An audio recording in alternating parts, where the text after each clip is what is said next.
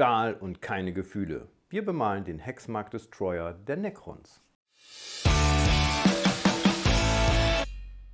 Ja, und damit herzlich willkommen aus dem Radaddle TV Studio. Ja, heute mal ein weiteres Painting-Tutorial. Stefan hat für euch ein tolles Tutorial gemacht.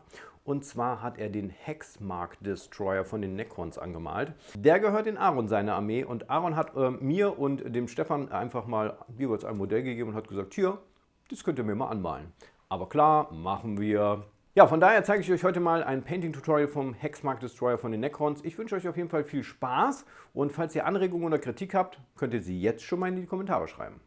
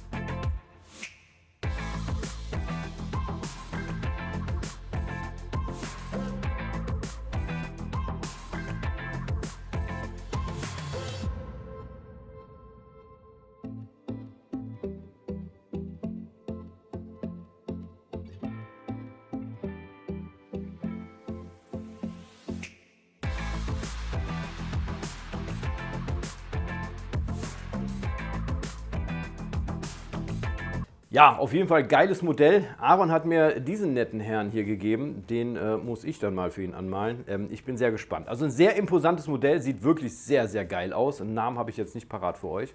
Aber ist auch einer von den, ja, ist ein recht neues Modell. Aber sieht übel geil aus. Ne? Also da bin ich auch gespannt, wie mir der gelingt. Den werde ich mir auf jeden Fall in den nächsten Tagen mal auf den Maltisch packen. Und ihr könnt in der Zeit schon mal kommentieren, was wir hätten anders machen können, was wir hätten besser machen können. Oder sagt ihr, hey, nee, genauso lassen, sieht richtig geil aus. Vielleicht habt ihr ja auch gar keine Kritik. Ansonsten, falls ihr selber Necron-Spieler seid und ihr habt ein paar vorzeigbare Bilder, dann postet sie doch gerne mal bei uns auf dem Discord-Server. Da gucken wir uns gerne mal ein paar Bilderchen an. Und dann kann man einfach mal gucken, wie ihr so Necrons anmalt. Denn ja, Necrons sind eigentlich ja nur Stahl, aber auch dort kann man extrem viele Variationen mit ins Spiel bringen. Von daher postet gerne mal welche bei uns auf dem Discord-Server, würde mich freuen, ich schaue da gerne mal rein. Ansonsten sage ich Dankeschön fürs Zuschauen. Wir sehen uns beim nächsten Video hier auf diesem Kanal. Gerne mal den Kanal liken und abonnieren und wir sehen uns dann beim nächsten Video. Bis bald und tschüss.